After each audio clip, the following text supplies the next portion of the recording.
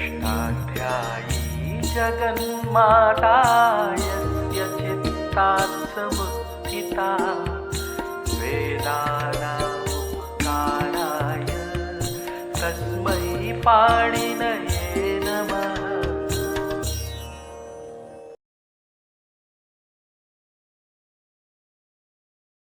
नमः पाणिनये। हम लोग पाणिनि प्रक्रिया में प्रवेश करने के लिए हल संधियाँ पढ़ रहे हैं। तो हल संधियों का सारा प्रपंच त्रिपादी में है। उनमें से हम खंड खंड करके आपको संधियाँ बता रहे हैं ताकि इनका भार न हो और ये हृदयंगम हो जाए। तो सबसे पहले हमने दो संधियाँ पढ़ी, श्चुत्व और इष्टुत्व। इन दो को करने के बाद दूसरे में जाएं। उसके बाद हमने पुनः दो संधियाँ पढ़ी, शत्व और णत्व। ये दो कार्य हो गए। उसके बाद पुनः दो संधि, लोपो व्योर्वलि से वलि लोप और हल ज्ञाभ्यो दीर्घात सुतिस्थ पृक्तम हल से अपृक्त लोप। उसके बाद हमने पढ़ा संयोगांतस्य लोपा से लेकर के जो संयोगांत पद के लिए लोप कहा गया है और उसके लिए जो नियम किया गया है राजसस्य से, अथवा उसका अपवाद जो है इसको संयोगाद्योरन्ते च। तो संयोगांतस्य लोपा, राजसस्य, इसको संयोगाद्योरन्ते च। ये तीन सूत्र त्रिपादी के हैं। इनके साथ हमने राज लोपा का भी विचार करके चार सूत्रों का एक वर्ग बनाया। खंड खंड करके पढ़ने से भार नहीं होता और एक एक विषय समझ में आता जाता है। उसके बाद हमने पदांत के लिए झलाम जशोंते से होने वाला जष्ट पढ़ा और उसके साथ ही वावसाने से होने वाला चर्ट। तो झलाम जशोंते वावसाने का एक वर्ग और झलाम जशी और खरिच का एक वर्ग, क्योंकि ये दोनों सूत्र त्रिपादी में पर त्रिपादी के हैं। सबसे अंत में 8-4 के सूत्र हैं। तो झलाम जशी अपदांत झल के स्थान पर जष्ट करता है और झलाम जशोंते पदांत झल के स्थान पर जष्ट करता है। इस प्रकार हम खंड खंड में पढ़ रहे हैं।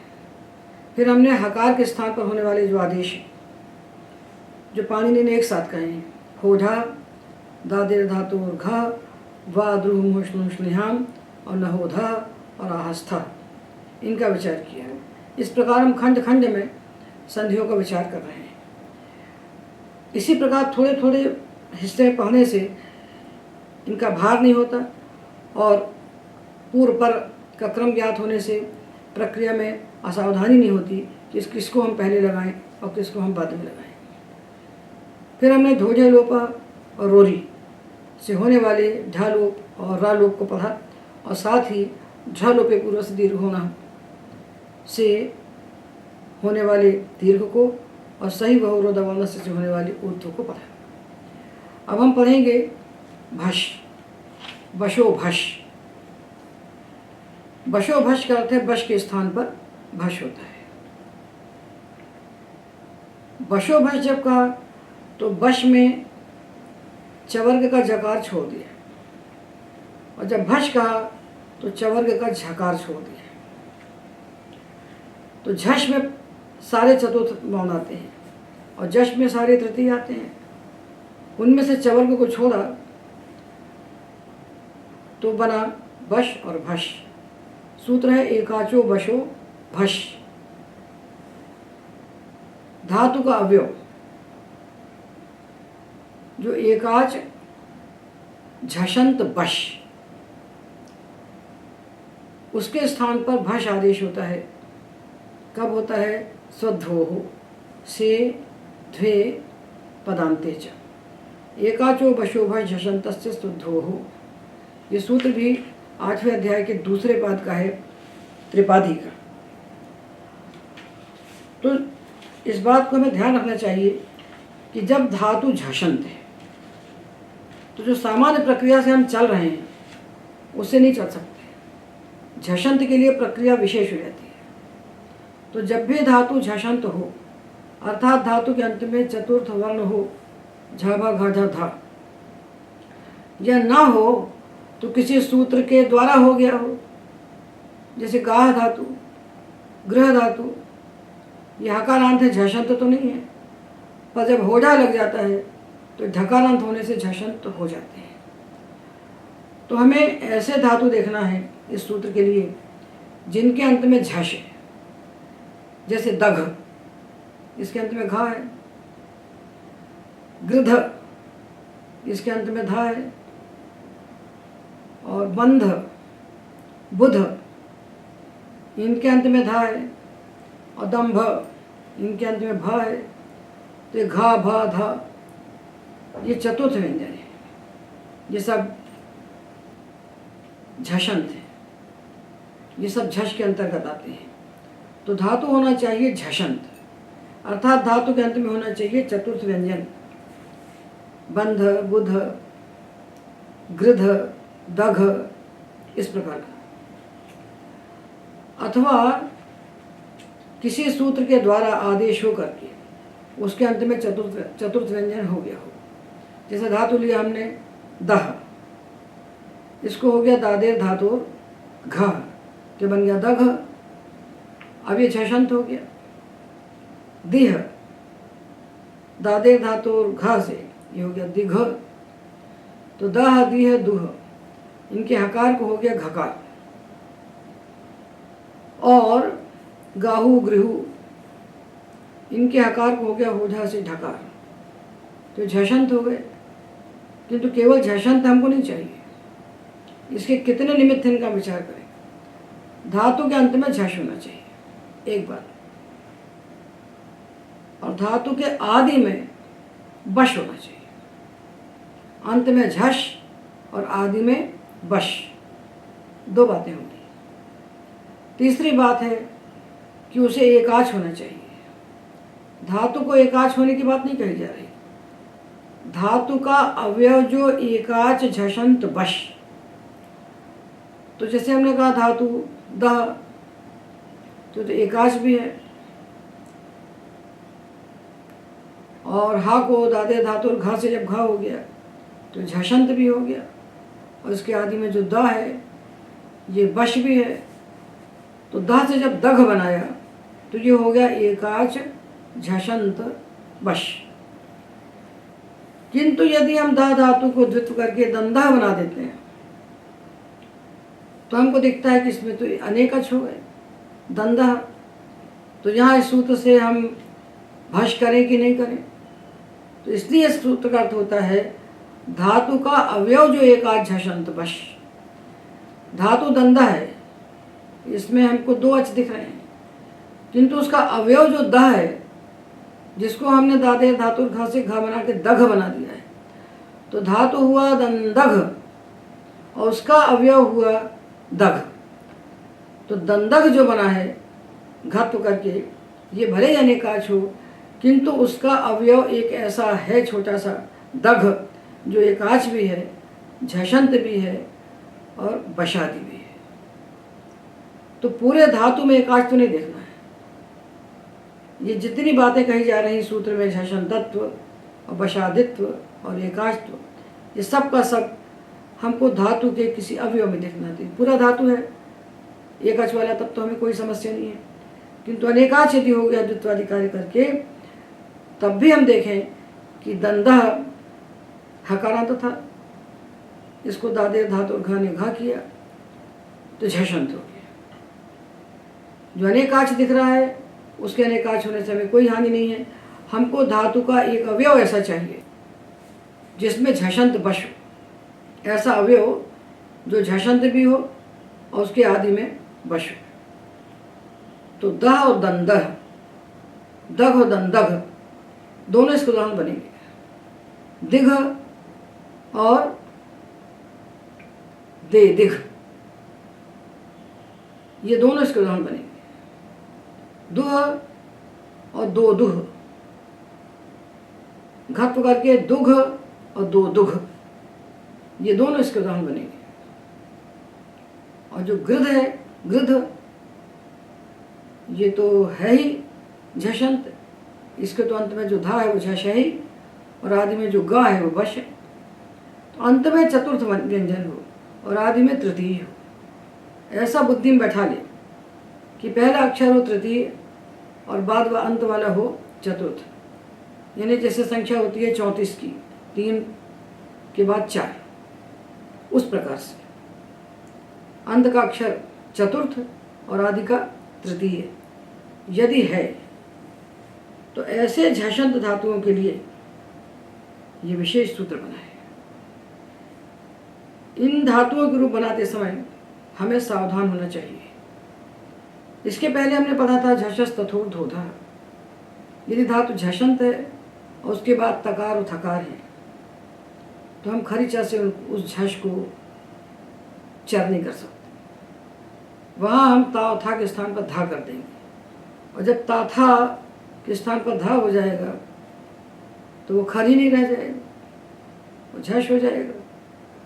तो अब ये चर्तों का विषय न होकर जष्टों का विषय बन जाएगा। तो झषंत धातुओं के लिए 2 सूत्र हैं, झषस तथोर धोधा और एकाचो बशो भष। ये 2 सूत्रों के कारण हमें झषंत धातु में सावधानी रखना चाहिए, अन्यथा प्रयोग अनिष्ट हो जाएगा। इन 2 सूत्रों को बिल्कुल नहीं भूलना चाहिए। और यदि धातु के अंत में झष दिखे तो तत्काल हम देखें कि आदि में बश है कि नहीं है। ये चाहे धातु हो एकाच झषंत बश या अनेकाच धातु का अवयव एकाच झषंत बश हो, दोनों ही जगह सूत्र कार्य करेगा। कब करेगा? से, द्वे, अपदंत। यदि इसके बाद सा आता है तो बश को भश होगा और ध्वा आता है, ध्वा कह रहा है, धानी कह रहा है, तो जब ध्वा प्रत्यय आएगा द्वे ध्वम इत्यादि तब तो भश होगा। यदि धी प्रत्यय आएगा लोट में तो नहीं करेगा, क्योंकि यदि धा परे होने पर करना होता तो ध्वे क्यों कहते, सो ध्वो क्यों कहते। तो सकार परे हो अथवा ध्वा परे हो अथवा पदांत हो, कुछ परे न हो, और झष जो है वो पदांत हो। तो ऐसे झषंत बश के स्थान पर भष आदेश हो जाता है। इन धातु के आदि में जो बश है, इन्हें तृतीय वर्ण है, उसके स्थान पर चतुर्थ वर्ण हो जाता है। ये सूत्र का अर्थ हुआ। अब यहाँ देखिए कि बश कहा है, तो बश कहने का मतलब है कि जा छोड़ दिया जब दश में से। तो यदि धातु के आदि में जा है तो जैसे धातु है जभी, तो झषंत तो है किंतु आदि में बश नहीं है। ये जकार जो है बश के बाहर हो गया। तो जभी धातु के अंत में केवल झष को देख करके हम भष नहीं कर सकते। तो हम इसका उदाहरण देखते हैं। सकार परे होने पर, ध्वा परे होने पर और पदांत में 3 बनेंगे इसके उदाहरण। धातु के आदि में दा हो और अंत में झष हो तो से द्वे पदांते 3। आदि में गा है तो भी से द्वे पदांते 3, और आदि में यदि बा है तो भी से द्वे पदांते 3। ऐसे उदाहरण से बनेंगे। तो देखिए धातु है दघ, ये दा बश है और घा झष है। ये गृध, ये गा बश है और धा झष है। बंध, ये बा बश है और धा झष है। दंभ, दंभ, ये दा बश है और भा झष है।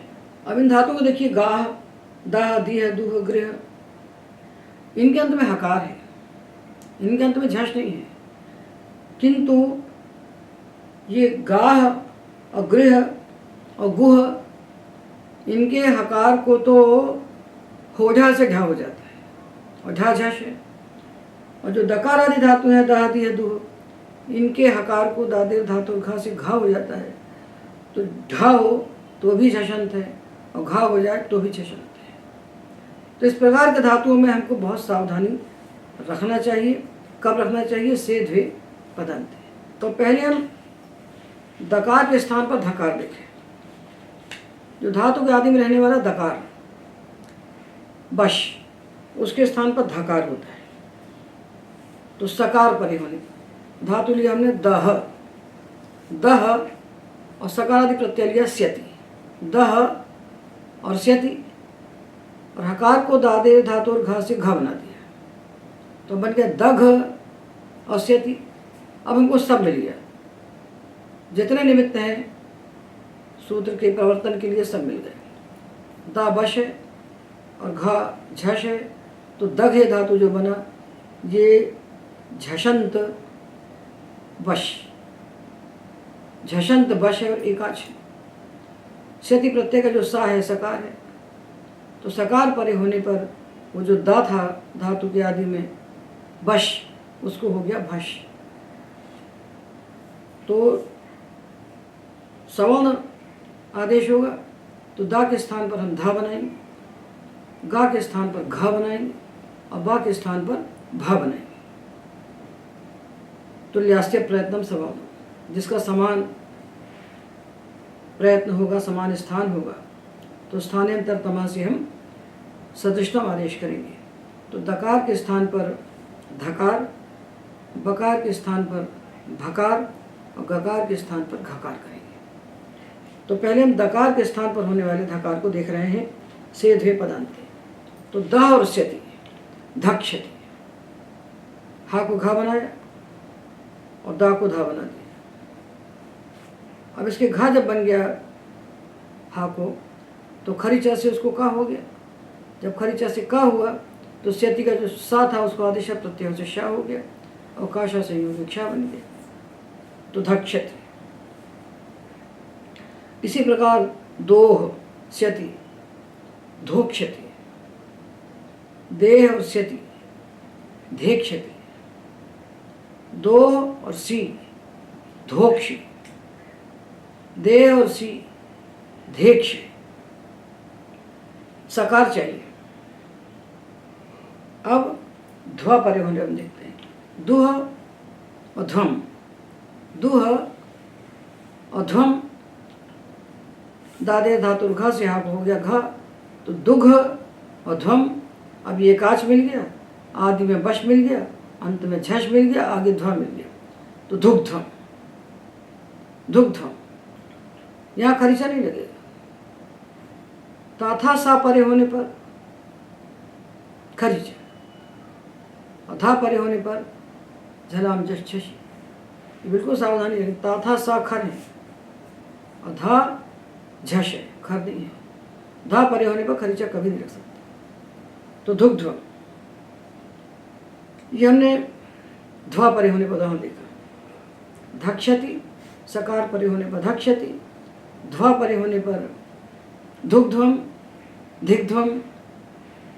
और पदांत में हमने देखा कि दो धातु है, देह धातु है, इसका लंग लकार में रूप बनाया तो गुण किया, तो अदोह और अदेह, ये बना गुण करके, और आगे अप्रत्यय प्रत्यय आए ता और सा, तो ता और सा को हमने हल्यादि लोप कर दिया, हल्याभ्यो दीर्घा से ता सा का लोप कर दिया। अब ये अदेह और अदोह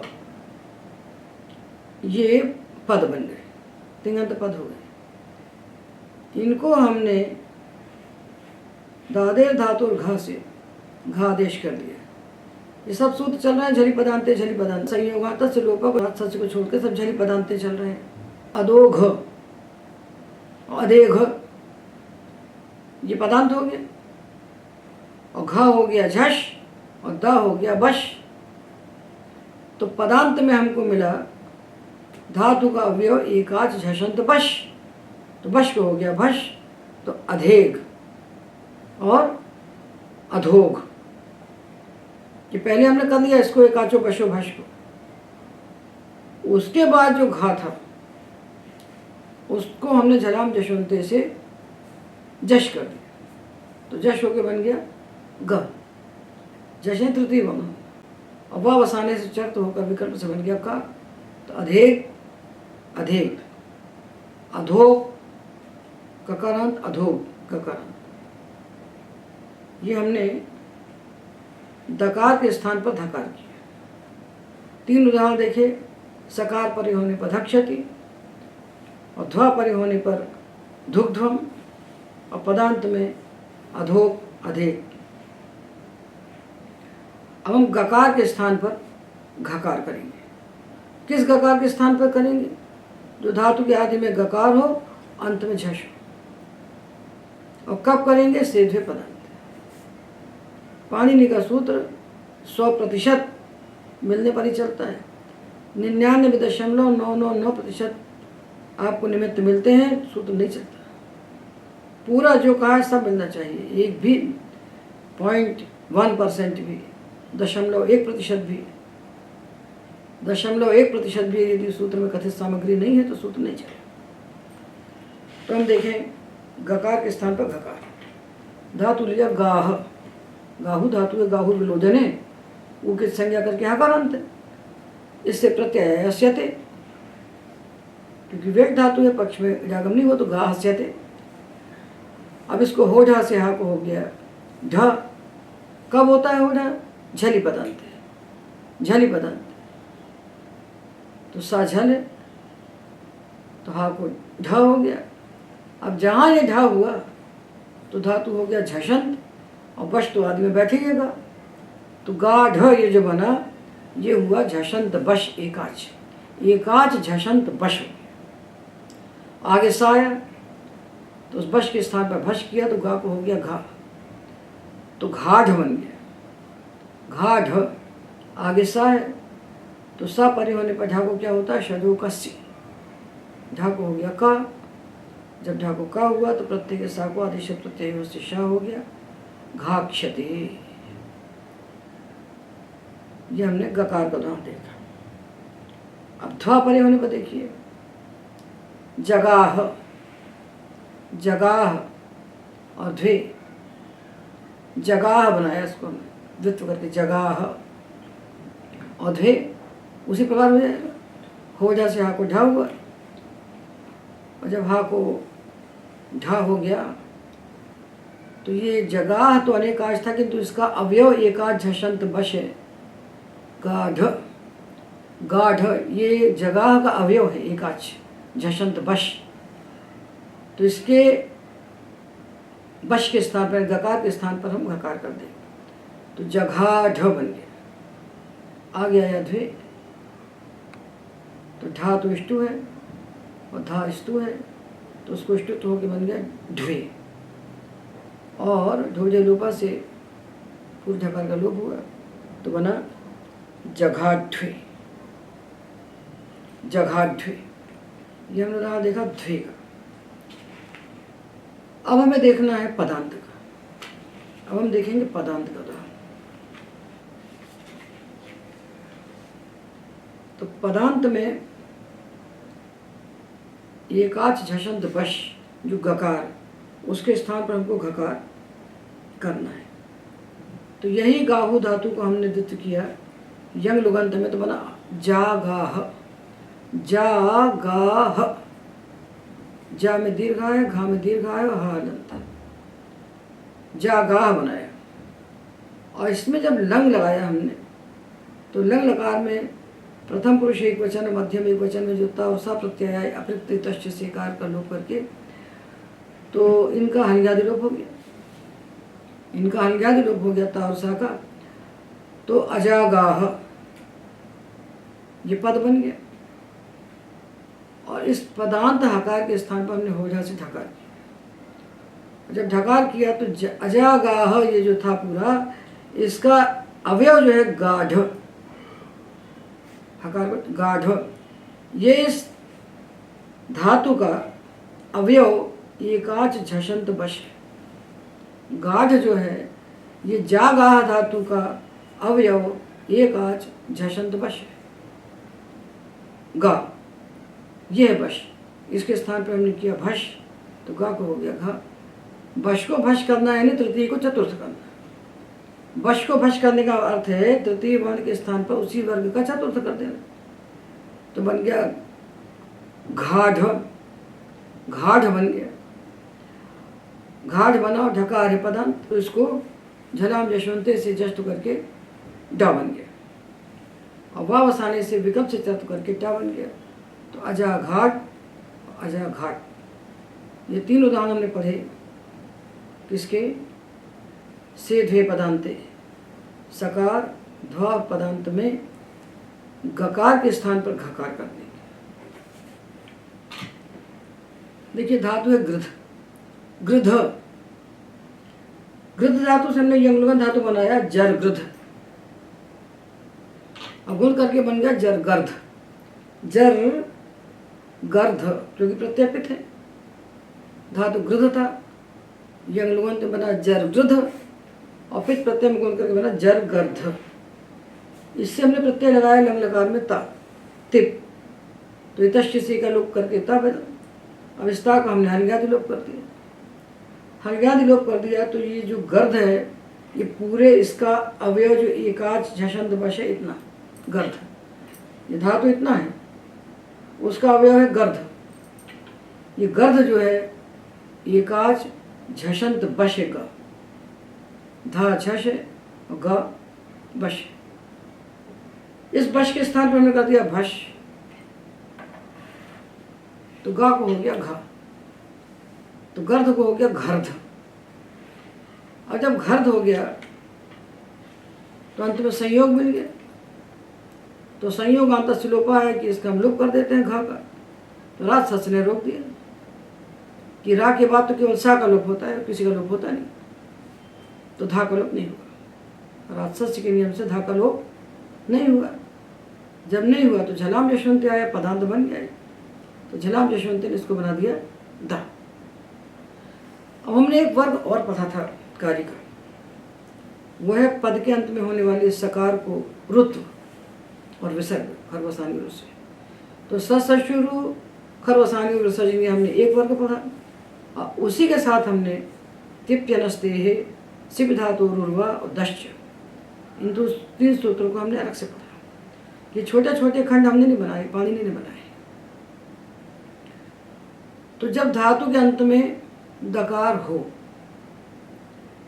या जस्ट इत्यादि करके दकार हो गया हो, तो यदि धातु के अंत में ताथा दाधा हैं और पदांत में ताथा दाधा आते हैं, तो झलाम जशवंते से दा बनेंगे, ता को भी जस्ट करके दा बनेगा, था को भी दा बनेगा, धा को भी दा बनेगा, दा तो दा है। तो पदांत में ताथा दाधा को दा बन जाता है जब, तो दश्च सूत्र आता है, दश्च। तो ये जो तिप प्रत्यय आया प्रथम पुरुष एक वचन में, वहां तो जश करके दा रह गया, और दा को वा वसाने से विकल्प से चर्च किया, तो अजर घर, ये जो जर गर्ध है, इस धा को हमने जस्ट किया तो दा बन गया, तो एक बार दा और एक बार ता, ये तो बन गया, इसमें समस्या नहीं है। समस्या यहाँ है कि जब से प्रत्यय आया, जब से प्रत्यय आया तब सूत्र आया दश्च।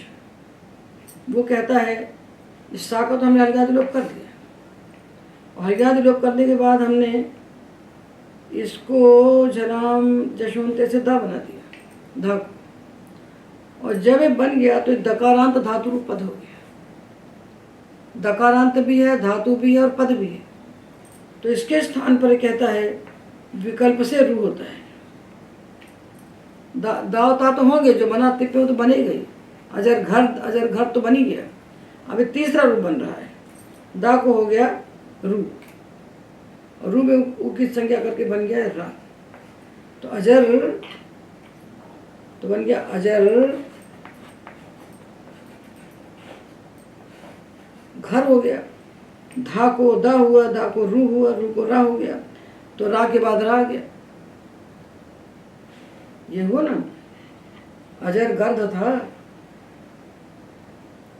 तो गा को तो हमने भश कर दिया। गा को जब धा था तो भश करके इसको हमने गा को घा बना दिया, बशो भश, और धा को झलाम जशवंते से दा बना दिया।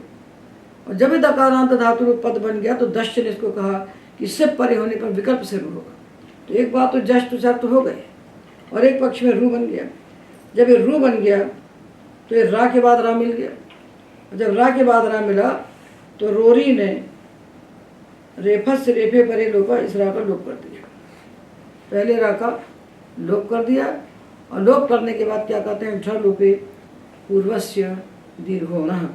तो ये जो ह्रस्व आ था इसको कर दिया दीर्घ और जो रा था इसको खरवसानी और विसर्जनीय ने विसर्ग बना दिया तो बन गया अजरघाह।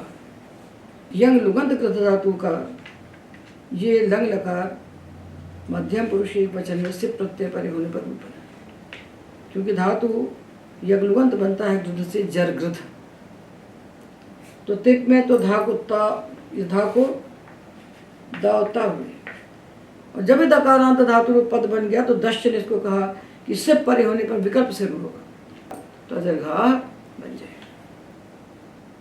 तो दकार के स्थान पर धकार के हमने 3 पढ़े उदाहरण और गकार के स्थान पर घकार के 3 उदाहरण पढ़े। अब बकार के स्थान पर भकार के 3 उदाहरण और हम पढ़ेंगे तो सूत्र का अर्थ पूरा हो जाएगा, क्योंकि ये वश के स्थान पर भश कर रहा है। तो वश में अक्षर तो आ रहे हैं 4 बा गा डा दा, और डकार आदि झषंत कोई धातु है नहीं। तो हमको 3 उदाहरण मिलेंगे। डकार आदि झषंत कोई धातु है नहीं तो 3 उदाहरण को मिले, बकार आदि, गकार आदि और दकार आदि। ये जब झषंत हुए तो गा को घा, दा को धा और बा को भा। हम देखते हैं बकार के स्थान पर होने वाले आदेश बकार वश, झषंत वश, जैसे बुध, बंध, ये धातु आएंगे। तो बुध को कौन किया, बोध हो गया, बोध और स्यते, बोध ये धा झष है और आदि में जो बा आया है ये वश है। तो बोध का नाम क्या हुआ, एकाच झषंत वश, एकाच झषंत वश है। उसके बाद सा आ गया तो वश जो था बा उसके स्थान पर भा हो गया तो बन गया बोध और स्यते। अब धकार को खरीचा से हम तकार बनाएंगे तो भोत्स्यते। खरीचा पहले नहीं घुस सकता, 8,000 का है। पाणिनि की जो व्यवस्था है उसमें आप सुई भी नहीं डाल सकते, सुई की नोक भी नहीं छेड़ सकते। जैसा चलता है उसका महायंत्र वो वैसे चलेगा। पाणिनि का शास्त्र एक महायंत्र है और स्वचालित महायंत्र है, वो अपने आप चलता है। पाणिनि ने ऐसा बना के रखा है उसको, ऐसी व्यवस्था बना के रखी है उसकी, बांध दिया। इतना अद्भुत अद्वितीय यंत्र संसार में कहीं नहीं है। तो भोत्स्यते बन गया। अब बंध और स्यति जब है, बंध और स्यति, यहाँ भी बा है वश, धा है झश, तो बंध हुआ झषंत वश, आगे सा परे तो भंस्यति, भोत्स्यते भंस्यति। अब हकार आधा तो लिया बरी ब्रह्म, बरी ब्रह्म, तो इस हकार को हो जा से ढा हो गया। जब ढा हुआ तो ब्रह्म का जो बा था वो था वश, उसको हो गया भश हो गया भा। तो बरी भृंध, षडो कसी कीजिए, बरी भृंक्षी, बरी ब्रह्मसी, बरी भृंक्षी। अब देखिए बुध धातु का यंगलुगंत बना वो बुध, और लंग लकार में अपृक्त प्रत्यय परे होने पर गुण करके अब वो बोध बना। अब वो बोध और ता और सा का हमने हल्गादि लोप किया तो ये अब वो बोध का अवयव जो बोध है ये है एकाच झषंत वश। इस बा को हम बना देंगे भश करके भा, तो अबो बोध, जस्ट करके धकार को दकार और चर्त करके तकार, विकल्प से। तो अबो भोद, अबो भोद, जब सिप आएगा तो एक और बनेगा रू करके अबो भो। इस प्रकार हमने एकाचो भशो भश सूत्र के द्वारा एकाच झषंत बश के स्थान पर भश किया। बश कहने से हमको 3 ही अक्षर मिलते हैं, 4 नहीं मिलते, क्योंकि डकार आदि कोई धातु है नहीं, डकार आदि झषंत कोई धातु नहीं है। तो गा और दा और बा के स्थान पर, गा के स्थान पर घा, दा के स्थान पर धा और बा के स्थान पर भा, ये आदेश होते हैं। यदि इनके अंत में झष हो और आगे सा हो या ध्वा हो या ये पदांत में हो। इस प्रकार हमने ये भश भाव का विज्ञान किया। इसी के साथ पाणिनि ने एक सूत्र और दिया है भश के लिए। वो एक ही धातु के लिए, विशिष्ट धातु के लिए विशिष्ट सूत्र है, प्रतिपदोक्त है ये। दधस तथोश्च, जो दधा धातु है, जिसके आकार लोप करने के बाद दध हो जाता है, इस दध के बाद जब ता और था आते हैं, तो अभी तक जो कहा गया है सकार ध्वा और पदांत में ताथा परे होने पर तो कोई भश कहा नहीं गया। तो दध यद्यपि एकाच झषंत बश है, किंतु आगे ताथा जो है ये निमित्त तो पूर्व सूत्र में नहीं कहे गए। तो ताथा परे होने पर दध के दकार के स्थान पर भश होकर के धकार हो जाता है। तो धत्ता और धत्था ये प्रयोग बनते हैं। ये इसके साथ दे दिए पाणिनि ने, क्योंकि ये भश का प्रकरण है। तो भश करने वाले 2 सूत्र हमने पढ़े। ये एक खंड हुआ संधि का। इसके बाद हम लोग क्रम से एक एक वर्ण को अंत में रखते हुए पूरी संधि को पढ़ेंगे। अब हमने हल संधि के छोटे छोटे खंड करके अवयवों में विभक्त करके हल संधि को पढ़ा। अब हम इसके बाद एक एक वर्ण को धातु के अंत में रखते हुए प्रत्यय परे होने पर प्रत्येक वर्ण का विचार करते हुए हम संधि करेंगे। 33 हल तो कुल हैं ही। उन 33 हलों में कैसे संधि होगी, सकार परे होने पर, धकार परे होने पर और पदांत में और ताथा परे होने पर, इसको अलग अलग विचार करेंगे तो पूरा संधि का विज्ञान हमारी बुद्धि में प्रक्रिया के लिए स्पष्ट हो जाएगा। एतावदेव।